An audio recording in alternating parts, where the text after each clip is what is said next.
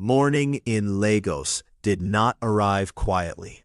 It entered like it owned the city. Loud traffic, impatient horns, and sunlight that behaved like it had somewhere important to be. At exactly 8 o'clock a.m., the grand dining table was set. Not set like normal people set tables. No, this one looked like a diplomatic summit between wealth and perfection. And at the head of it sat Noah Whale, calm, composed, scrolling through financial reports like he was reading bedtime stories. His dark fingers tapped the tablet screen. Profit margins, acquisitions, expansion strategies. Everything made sense. Everything except what was about to happen. His father cleared his throat, the kind of throat clearing that had weight, boardroom weight. Noah didn't look up. Yes, sir. His mother smiled, the kind of smile that looked soft but could ruin your entire week. Put that thing down. Noah sighed, slowly, reluctantly, like a man being asked to abandon civilization. He dropped the tablet. What did I do this time? His father leaned forward. We had a board meeting yesterday. Noah raised a brow. And I was not invited? You were the agenda, his father replied calmly. Noah blinked. Excuse me? His mother clapped lightly like she was about to announce a wedding, which unfortunately she was. We have decided. Noah leaned back, dangerously calm. I don't like that sentence. His father continued anyway. You will get married. Silence. The chandelier above them almost flickered from the tension. Noah laughed, short, sharp, funny. His father didn't laugh. His mother didn't laugh. Even the air conditioning seemed to mind its business. Noah's smile faded. You're serious? Marriage first, his father said firmly. Then you take over the empire. Noah sat up. Wait. He pointed between them. So you're telling me, after building companies, securing deals, and literally carrying half of this business on my head? Yes, his mother cut in sweetly. You still cannot carry one wife. Noah blinked. Wow. He looked around the massive dining hall. Is this a trap? Did I enter the wrong house? Should I go back to my room and come again? His father folded his hands. No wife, no position. Noah stood up immediately. Then keep your position. He began pacing. This is blackmail. His mother gasped dramatically. Blackmail? From your own parents? Ah, we have suffered. She turned to her husband. Did you hear that? The boy we raised with organic food and private tutors is calling us criminals. Noah groaned. Mom, please, don't do drama this early in the morning. Drama? She repeated. You have not seen drama. Noah stopped pacing. Why the sudden urgency? His father answered calmly. Stability. His father added again. Image. His mother leaned closer. And grandchildren. Noah froze. Ah, there it is, the real agenda. He rubbed his face. I'm not against marriage. Lies, his mother said immediately. I'm not. You avoid women like they are tax audits. I just don't have time for nonsense. The next morning, the Wale mansion felt like a command center. Phones ringing, assistants moving, decisions flying. At the center of it all stood Chief Wale, Noah's father, a man who didn't believe in chances, only arrangements. He stood in his private office, speaking on the phone. Yes, I've shortlisted them. Pause. Yes, from within the empire. And one external. Pause. No, my son will cooperate. Behind him, Noah leaned against the wall. Sir, I'm standing here, you know. Chief Wale didn't turn. You will cooperate. Noah folded his arms. I like how my opinion is a decorative item in this family. His mother entered, smiling like she was about to launch a product. Good news. Noah groaned. Whenever you say that, my life gets worse. She ignored him. We have selected 3 women. Noah clapped slowly. Wow, efficiency. Are we hiring a wife or recruiting a board member? His father finally turned. Listen carefully. He raised 3 fingers. 2 are from within our business circle. Meaning they already know how rich we are, Noah muttered. Exactly, his father replied proudly. No, that's not a good thing, Noah shot back. And the third, his mother added, is from a proposed merger partner. Noah froze. I'm sorry, what? Yes, his father said calmly. Strategic alignment. Noah laughed. Ah, so if I marry her, do I come with free shares? His mother stepped closer. Noah, this is serious. I know, he said. That's why I'm scared. His father's tone hardened. You will meet them, one by one, and you will choose. Noah pointed at himself. Me? Choose? Or you people will vote? His mother smiled. We trust your judgment. Noah narrowed his eyes. That sentence sounds like a trap. That evening, enter Linda Okafor. Elegant, polished, expensive, and completely incompatible. After greetings and small talk, Noah dropped his test. Let's cook dinner together. Linda blinked, then laughed. Cook? Yes. Me? Yes. She leaned back. Noah, I don't cook. Noah nodded. Okay, what can you cook? Linda thought seriously. Reservations. Noah stared at her. You're joking. I'm serious. She flipped her hair. I'd rather we go out, or you ask your chef. Noah leaned forward. So, in this life, you and Kitchen are not friends? We are not even neighbors, she replied proudly. Noah stood up. Calm, too calm. You may go. Linda froze. Because I don't cook? No, Noah said, because you don't try. As she stormed out, Noah muttered, if hunger comes, we will both die in peace. Second disaster. Zara. Next stop. A luxury restaurant in Lagos. Soft lighting, live music, expensive silence. Noah sat waiting, and waiting, and waiting. 45 minutes later, Zara Bello arrived.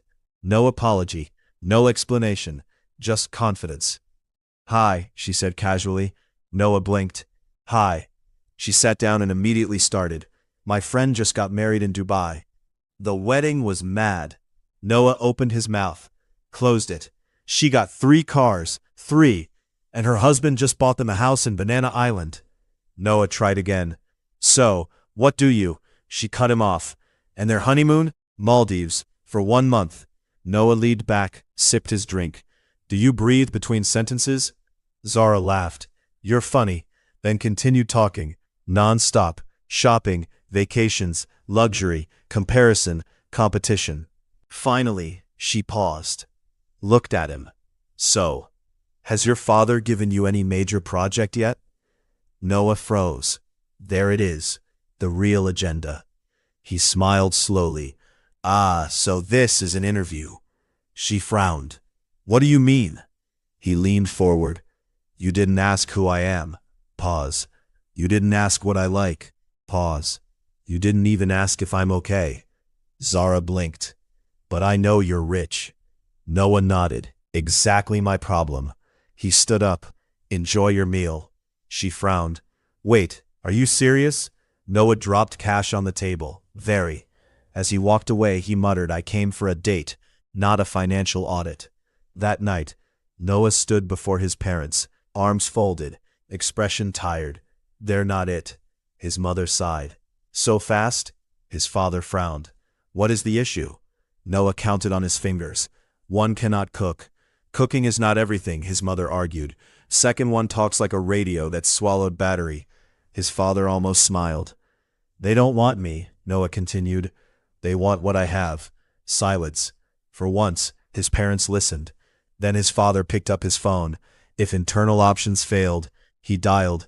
We move external. Noah groaned. Daddy, please. Too late. Call connected. Yes, about your daughter. Third disaster. Joan. Her name? Joan Adeyemi. Location? Dubai.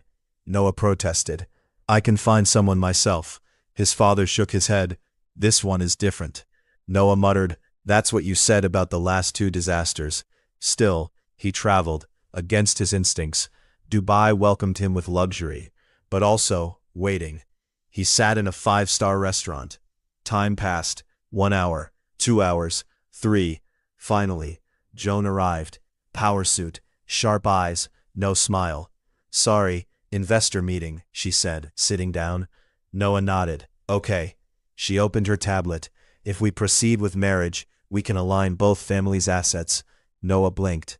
Are we dating or negotiating a contract. She continued, "We don't need emotional distractions." Noah leaned forward. "Let's talk about something personal." She shook her head. "No time." He stared at her. "How do we build connection?" She shrugged. "We don't need too much connection." Silence. Then, "If we want marriage, we proceed immediately." Noah leaned back. "Finished. Done. Expired."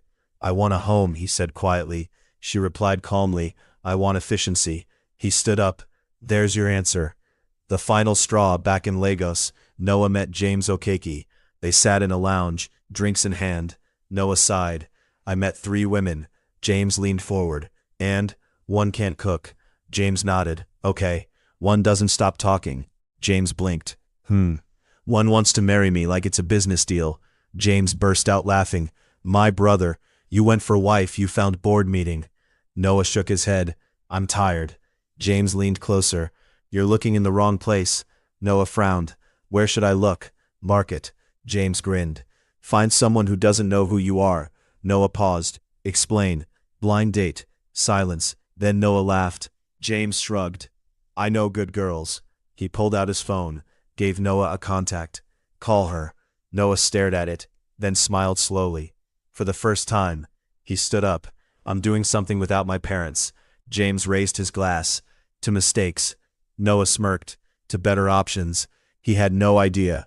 His best option was waiting at the wrong table. The next day, Lagos looked normal.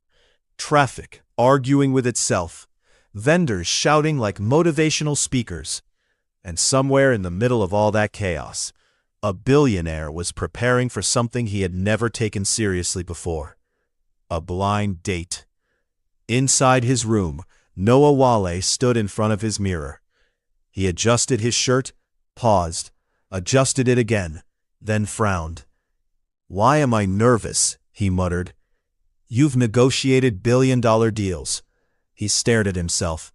"This is just one human being." Pause. "A human being that can talk." He sighed. "God help me." Across town, life was not polished marble.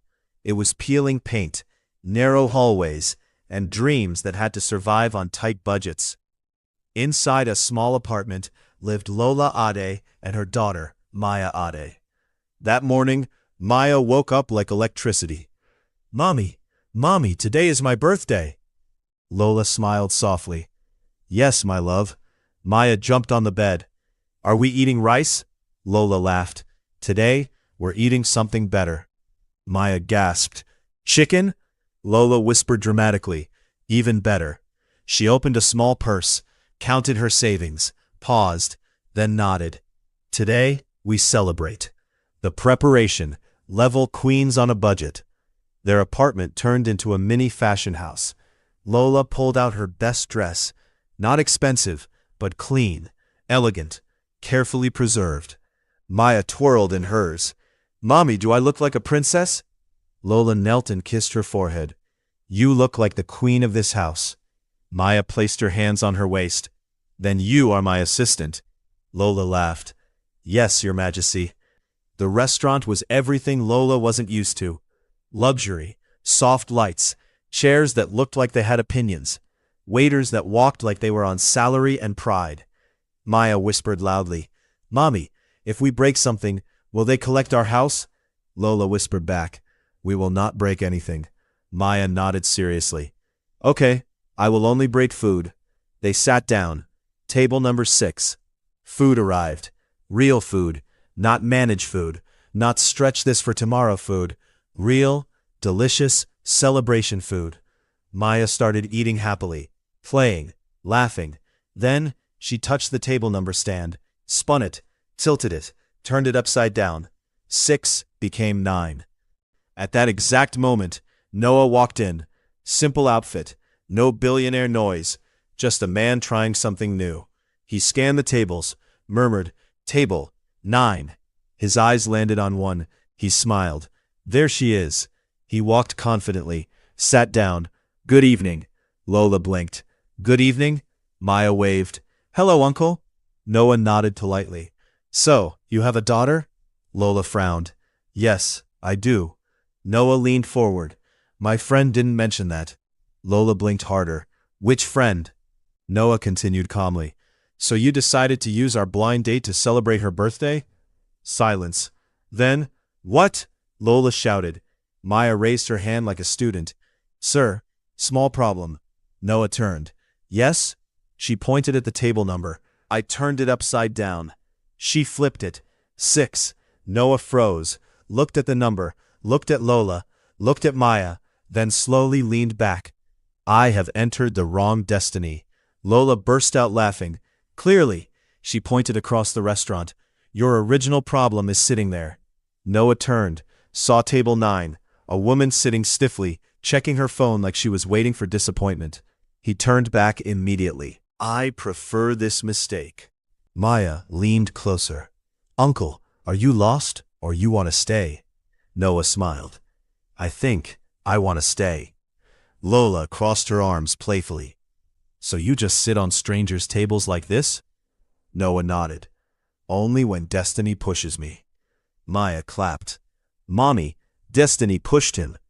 They laughed, and something shifted. The conversation, pure chaos plus chemistry. Noah watched them. Really watched them. No pretense, no performance, just real. So, he asked gently, why are you celebrating alone? Maya answered immediately. Because it's just me and my mommy. Noah nodded slowly. And your father? Maya shrugged.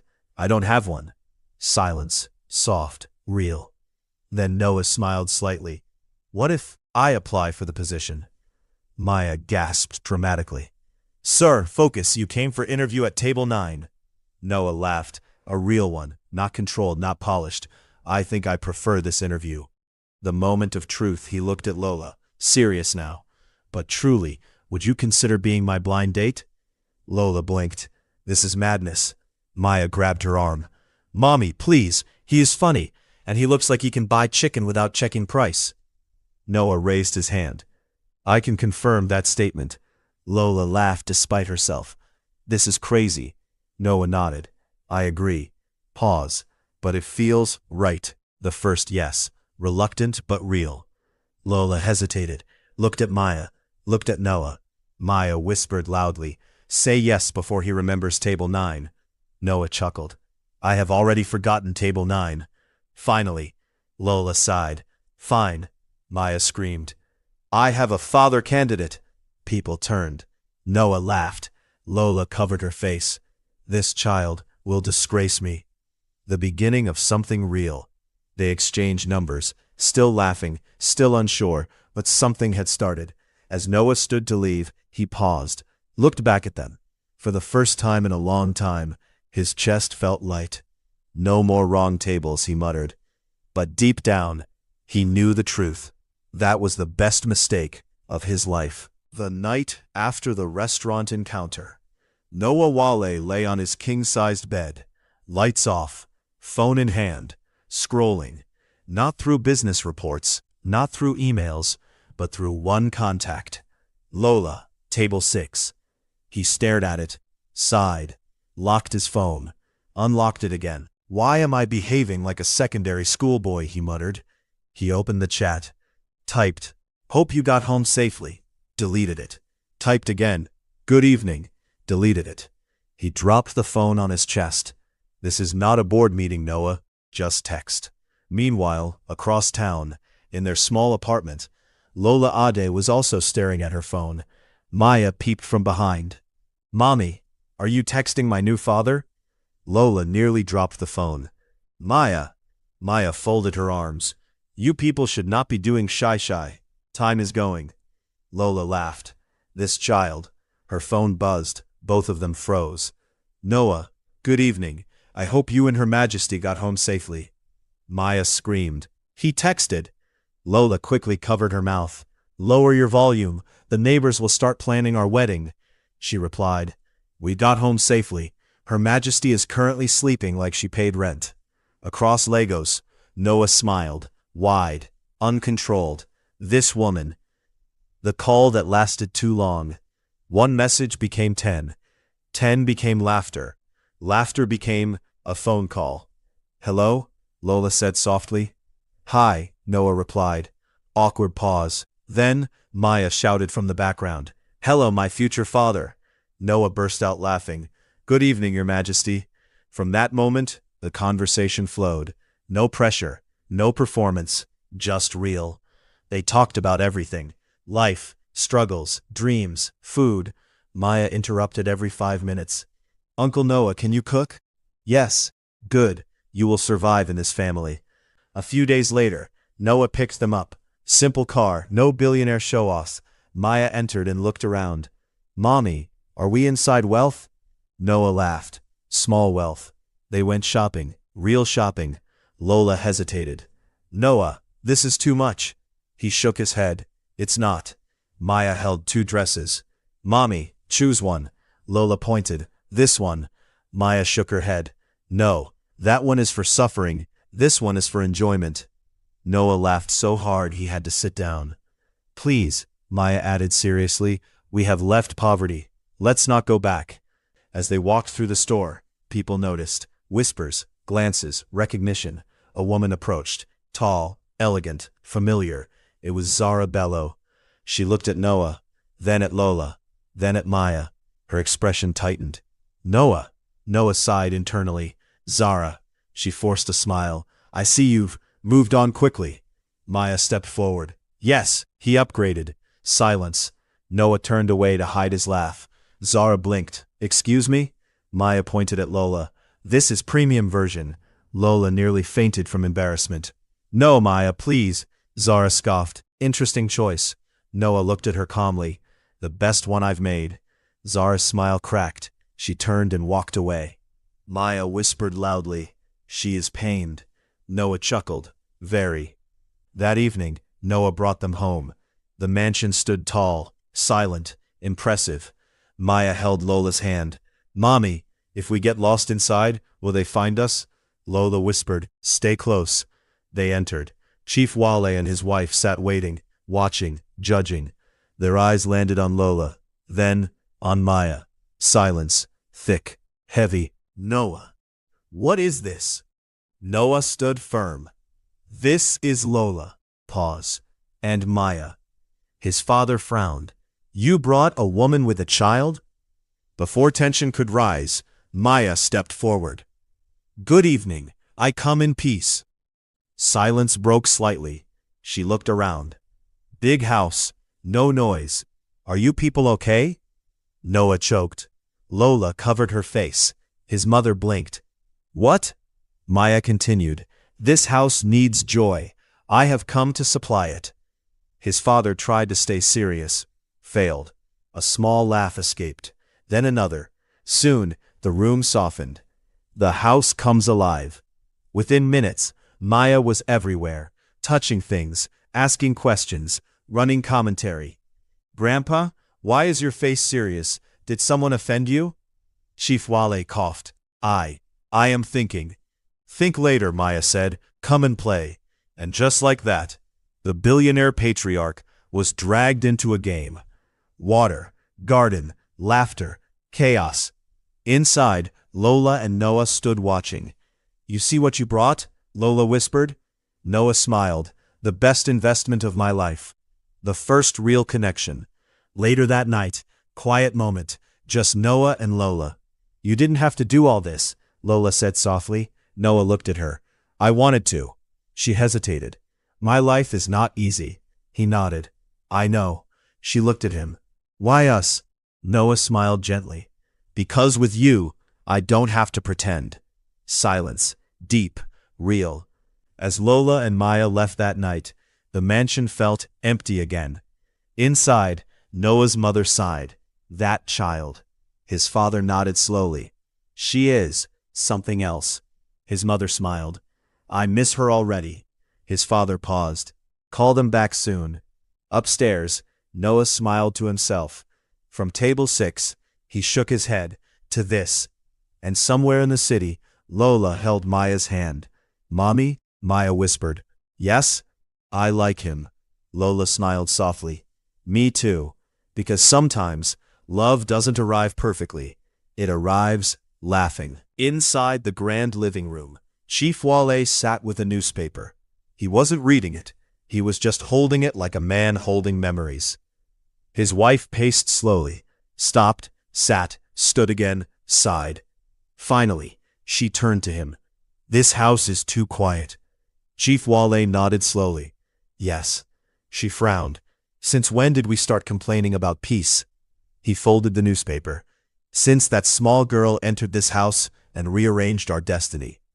She tried not to smile. Failed. "She called me Grandma Deluxe," she said. Chief Wale chuckled. "She called me Serious Grandpa." Silence. Then both of them said at the same time, "Call Noah."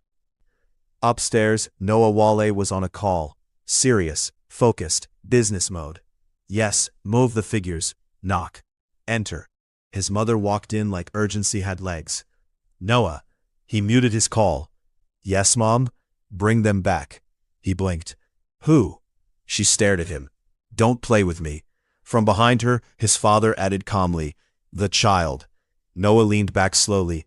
"And her mother?" His mother waved her hand. "She comes with the package." Noah smiled. "Ah, so now it's a package deal?" His father nodded. "Premium package." Noah drove to Lola's apartment. As he stepped out, he paused, looked around. Narrow street, old paint, crowded environment. Inside, Lola Ade was arranging things, trying to make small look respectable. Maya spotted him first. She ran. "My father candidate." Noah laughed. "I like how I'm still on probation." Lola shook her head. "This child." He stepped inside, and for the first time, he really saw it. The space, the limitations, the effort. He turned to Lola gently. "You live here?" She nodded. "Yes." Maya added proudly, "It's small, but it's ours." Noah smiled.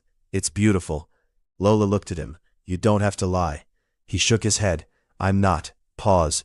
"But," he hesitated, "careful now. This place isn't safe enough for you both." Lola stiffened slightly. "We've been fine." "No," he said softly. "You've been managing." Silence. Maya looked between them, then whispered loudly, "Mommy, upgrade is knocking." Noah burst out laughing. Lola covered her face. "This child will not allow me behave with dignity." Noah stepped closer. "Come stay with me." Silence. Lola blinked. "That's too much." "It's not." "It is. We'll figure it out." "Noah." Maya raised her hand. "I support this decision." Both adults turned. She nodded seriously. "Evidence. Big house, big food, big happiness." Noah whispered, "Strong points." Lola sighed. Maya grabbed her hand. "Mommy, don't be scared of good things." That hit. Lola looked at Noah, then at her daughter, then back at Noah. "Okay." When they arrived at the mansion, the gates opened like they had been waiting. Inside, Chief Wale and his wife were already standing. Maya ran in first. "I'm back." His mother opened her arms. "My troublemaker." Chief Wale tried to maintain dignity, failed immediately. The house changed again. Noise, laughter, movement, life. In the garden, Maya held a hose. "Grandpa, are you ready?" Chief Wale frowned. "For what?" She sprayed water. "Attack!" He gasped. "Hey!" Within seconds, it was war. Water everywhere. Suits forgotten. Dignity cancelled. Inside, Noah and Lola watched. Lola whispered, "Is that your father?" Noah nodded. "I have never seen him like this." "You brought joy back to this house." He looked at her. "No, you did." That night, dinner was different. No tension, no judgment. Maya was telling stories. And then I told the teacher, "I am not small, I am just growing." Everyone laughed. Chief Wale looked at Lola, studied her. "You raised her well." Lola smiled softly. "I tried." His wife added, "You didn't just try, you succeeded." Lola blinked, surprised. Later that night, Noah found Lola on the balcony. Quiet, soft breeze, city lights. "You okay?" he asked. She nodded. "This feels unreal." He stepped closer. "Good unreal or bad unreal?" She smiled. "Dangerous unreal." He chuckled. "I like danger." She looked at him. "Why are you doing this?" He paused, then answered honestly, "Because I don't want to lose this." Silence. Deep. Their eyes locked. Something stronger than laughter was forming. Upstairs, in another room, Chief Wale and his wife sat quietly. She's different, she said. He nodded. Yes. The child. He smiled slightly. She has already taken over. Pause. Do you approve? She asked. He leaned back, thought, then said, I don't just approve. I am invested. The night ends differently. Back in his room, Noah lay on his bed, but this time, he wasn't alone in his thoughts. He smiled. From wrong table, he whispered, to right home. And downstairs, in a room that finally felt warm, Lola tucked Maya in. Mommy? Yes? I told you. Told me what? That he is the one. Lola smiled in the dark. Well, see. But deep down, she already knew. Something had changed. And this time, it wasn't a mistake. If their story began with a mistake, then it ended with a decision. A bold one, a risky one, a beautiful one. Weeks passed, and the Wale mansion, it was no longer a house, it was a home. Laughter echoed through the halls daily. Not polite laughter, not controlled laughter, real laughter, the kind that made the staff pause and smile. Maya Ade had officially taken over operations. Grandpa, meeting is starting. Chief Wale looked up from his documents. What meeting? Maya placed her hands on her waist. Play meeting. He nodded immediately. Very important. From across the room, his wife shook her head. This man has retired emotionally. Meanwhile, in the garden, Noah Wale stood watching Lola Ade. She was laughing, free, unburdened. For the first time in a long time. He walked up behind her. You know, you've changed this place. She turned. So have you. He shook his head. No, I just opened the door. Pause. You walked in with the light. Lola smiled softly. You and your sweet talk. He leaned closer. I'm serious. Jealousy final round. Not everyone was celebrating. At a high-end event in Lagos, 3 familiar faces stood together. Linda Okafor, Zara Bello, Joan Adeyemi. Linda scoffed. So it's true. Zara crossed her arms. He chose her? Joan sipped her drink calmly. Emotion over strategy. Linda shook her head. After everything? Zara added. And she has a child. Joan smirked slightly. And yet, he looks happier than all of us. Silence. Zara looked away. I hate that you're right. One evening, golden lights filled the garden. Soft music played. The air felt intentional. Lola walked in slowly. Why is everywhere looking like wedding trailer? From behind, Maya whispered loudly, because something is about to happen. Noah stepped forward, well-dressed, calm, but not really calm. He took Lola's hand. For most of my life, he began, everything I did was calculated. Maya whispered, he's starting speech. Lola tried not to laugh. Noah smiled. But you, he looked at her. You were not planned. Pause. You were not arranged.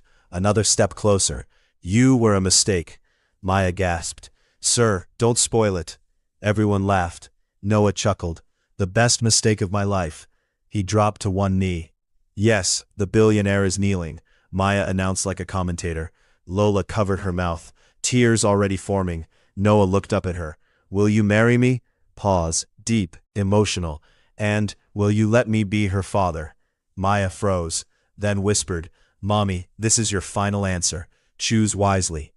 Lola laughed through tears. Yes, Maya screamed. We won. The wedding was everything. Luxury, elegance, but also complete chaos. Maya ran everywhere. Food check, cake check, groom still here? Guests laughed. Chief Wale stood proudly. This was worth it. His wife nodded. We didn't choose her. He smiled. Life did. At the altar, Noah held Lola's hand tightly. She nodded. With you? Always. Maya stood between them. Don't worry. I will supervise this marriage. The priest paused. Should I continue? Noah laughed. Please do, before she takes over. A new beginning. After the vows, after the cheers, after the celebration, they stood together. A family. Not perfect, but real. Later that night, in their room, Lola looked around, still adjusting. This is my life now? Noah walked up behind her, wrapped his arms around her. This is our life. She leaned into him. No more wrong tables? He smiled. Only right choices. Somewhere in Lagos, a restaurant still had table numbers, 6 and 9. One looked like a mistake, but for Noah Wale, it was the moment everything changed. Because sometimes, love doesn't come planned. It doesn't come perfect. It doesn't even come correctly. Sometimes, it comes upside down, and still becomes everything. If this story made you laugh, smile, or even believe in love a little more, don't forget to like, subscribe, and share to support more amazing stories like this. Who knew one wrong table could change everything? Drop a comment. Would you have stayed at table 6 or gone to table 9? More drama.